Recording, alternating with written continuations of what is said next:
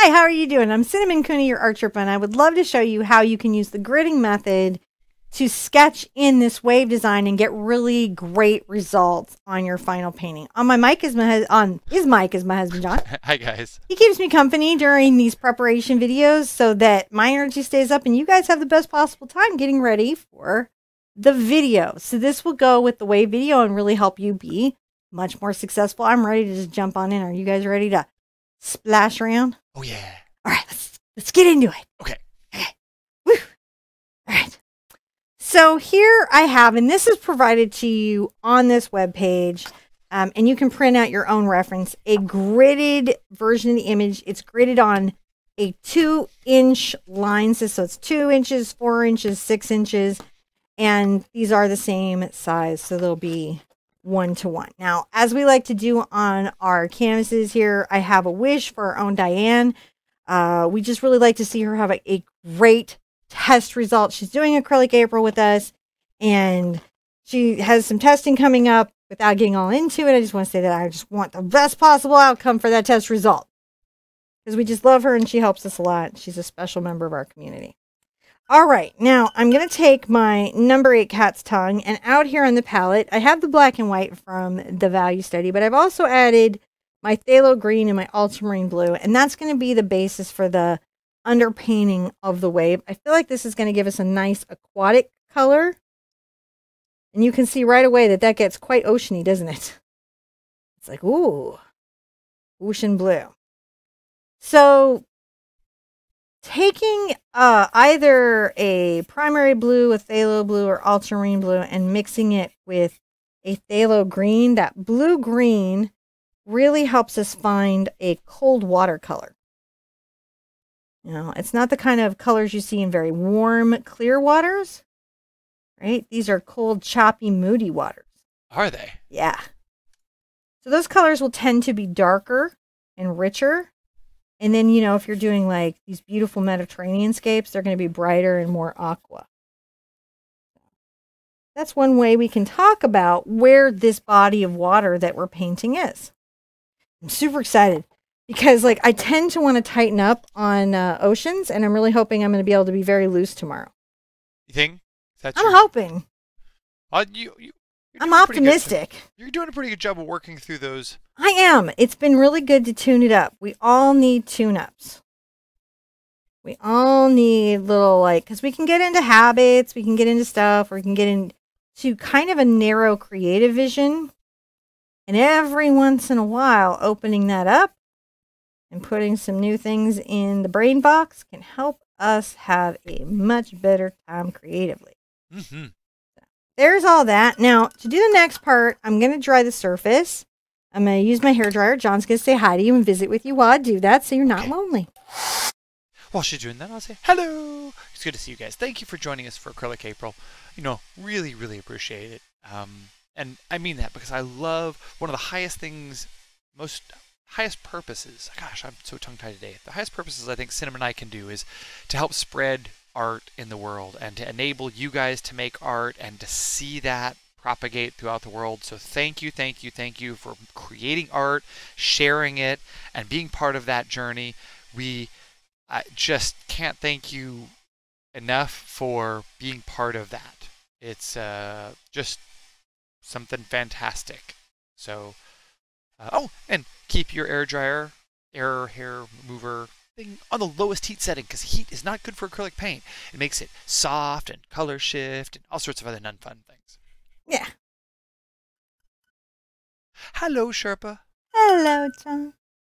All right, so now that this is dry, it will allow me to grid in. I'm going to use a couple of tools. I'm going to use a T-square. This is an economic T-square. It's not particularly pricey, and I don't think you need a pricey one until you're doing really special architectural work. And I'm grabbing the wrong pencil. And I'm going to use a charcoal pencil. So this is a white charcoal. These are by Generals. A couple companies make them. Again, they should not be pricey. And you could just use sharpened chalkboard chalk. Okay, would work just as well. You're using a white charcoal pencil. Yes. Can I use a regular charcoal pencil? Well, you could, but that black graphite would mix into the paint. So if you were doing a painting where the shading of your paint, adding the black pigment to it, would not benefit it, it could impact it. Nothing wrong with it. It's just something to know that that pigment will get into your colors. Good to know. So 2 inches, 4 inches, 6 inches, which is 5 centimeters, a little over 10 centimeters, and between 15 and 15 and a half centimeters. So, wait, yeah. no, you're good. I know I interrupted your question. No, you answered. I think I interrupt my husband. I don't mean to. Marriage, a series of interruptions. With a lot of love in between. With a lot of love in between. And an inability to decide where to go to dinner. Forever. Into perpetuity. Nobody knows where they want to eat. I used to know where I wanted to eat when I was single, but I don't know anymore. When I was single, I had so many opinions about where I was going to eat. Now, I just don't care. No, he really doesn't. But some of that is Crohn's, so. Yeah. Well, anyway. Some of it's Crohn's. We're gridded. We're gridding. So once I have my grid laid in, what you're really looking at is these are like little small canvases. And so instead of trying to draw this whole thing and deal with all those perspectives and all that, which can be overwhelming when you're learning to make those new brain connections, and actually, honestly, even experienced brain connections, using the gridding method by making things small can allow you to really see them in a new and fresh way that you haven't been able to before. It's a great way to learn how to draw. So if I look at this little square here, I can see this comes in real low right at the bottom, and maybe it takes up this much space. It's going to end right about here in the square, and it moves up and down. That's a nice uneven shape, isn't it? This one is here, and then it comes down to almost this space on this grid right here, and then up to about here. So we can bring this little bit up so we know that we got a little wave coming up and then down. See how we know that's happening? And that's going to help us. Then really, it comes down here, and this is the exit. So here's the foam. Look at that. So you've now just handled the curl of a wave like it's no big deal. Right here, it's going to come back, curls back out into that.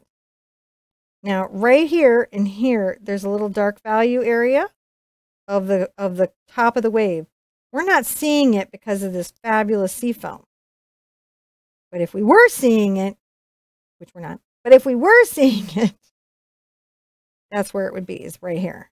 Now, this continues at the top of our weaving, even crests up right here and then comes back down. And then we have a diagonal wave we're dealing with, but we've got to get the sea foam coming down here.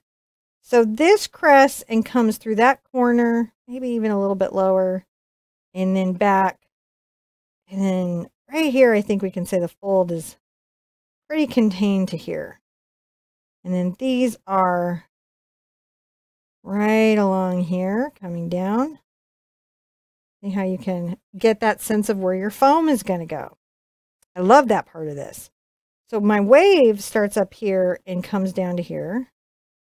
The diagonal wave that I have, right? And it's going to come shallowly across this square. Boom. Almost down to here. Boom. Look at us handling like this crazy diagonal that this wave is, like it's no trouble now, right? Comes down to here. This can actually be like, if you're not painting a lot of oceans, this is a really unintuitive angle, and it could be overwhelming. Doesn't mean you're not creative, doesn't mean you don't have talent, doesn't mean you shouldn't draw. It just means that it's a challenging structure to really kind of wrap your head around. Now the front of my wave kind of comes right to here and begins up here, and it comes in and out as they do. And then we come back up a little bit closer to this top, and it meets coming right up to there. And then that's what it starts to be in its fully arced point. So that's helpful. And then we got to talk a little bit about where the curl is happening. So I'm going to also draw the back side of the foam. And that's going to help me really get a sense of what I've got going on there. Now, the other thing I kind of suggest that you might think about is a couple little foam areas here. So we have a little foam area that's coming down here that's going to be quite white, and it finishes here. That's pretty good to know about. So just be thinking about that, because you're going to be, painting that. And there's even a little wave that comes across, curls up, and it's got a second little shadow. What's happening? Look at that. You got a little peak here. These are little structures you need to be thinking about that you can draw in. Also, you may want to give yourself some sense of the shaping of your foam. So like right here, like we talked about, very thin little narrow areas that are open. But as we come up here, look at this interesting little sea foam shape. Right, so we know that's going to be pretty solid there. And then we can even see those here, like at this part of the wave. They're sort of open, aren't they? But they have that narrowing, and then as they come up, maybe bigger or more solid and perpendicular. So that'll be something that we need to think about when we're doing this. That's really all we need to get in to do this wave. You just pick the objects that you really want to have in there. Whatever you think you're going to have trouble with, grid it in. Get a sense of it ahead of time.